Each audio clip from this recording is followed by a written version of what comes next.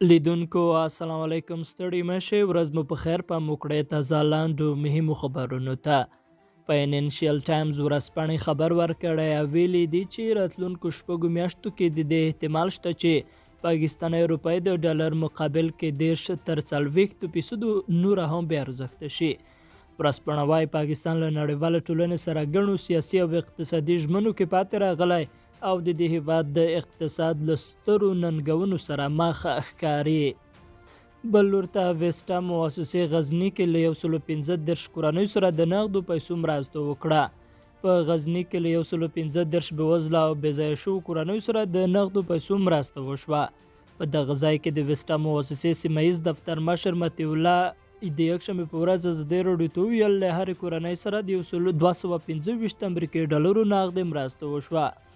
نوموړی زیاتوي د کډوالو په چارو کې د ملګرو ملتونو عالي کمشنرۍ په مالي لګښت د ویسټا مؤسسې له لوري په غزني ولایت کې نن د 115 کورنیو لپاره د نغدو پیسو ویش وشو چې د هرې کورنۍ لپاره د 225 امریکایي ډالرو مرسته وکړه.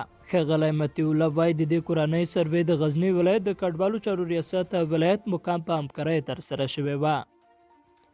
بل لور ته افغان سوداګر او صنعتکاران وایي لا هم سوداګرۍ کې ستونزې لرو. افغان سوداګر او صنعتکاران وایي لا هم د پیسو په لیږد، بانکي سیستم او سوداګرۍ کې ستونزې لري. د سوداګرۍ او خصوصي سکتور استازي وایي طالبان د ګمرکونو او ترانزیت ستونزې هوارې کړي او د پاتې نورو ستونزو حل ته هم باید اقدام وکړي.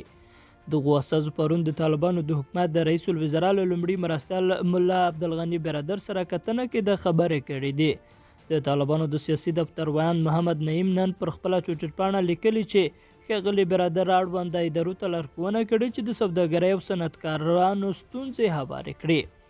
پر افغانستان د نړیوال بانک بندیزونو د هغو سوداګرو د پیسو لیږد، رالېږد او سوداګریزې معاملې ټکنۍ کړي چې له هېواده بهر یې توکي اخیستل او بیا یې افغانستان ته واردول. او د امریکا د متحده ایالاتو د بهرنیو چارو وزیر انتوني بلینکن په تازه ټویټ پیغام کې ویلي چې نن یې د متحده عربي اماراتو له ولیعهد شیخ محمد بن زاید سره پر سیمه ییزو موضوعاتو ځانګړې توګه په افغانستان کې په ګډ کار خبرې کړې دي. لیدونکو له غوږ نیولو مننه. ښې چهارې.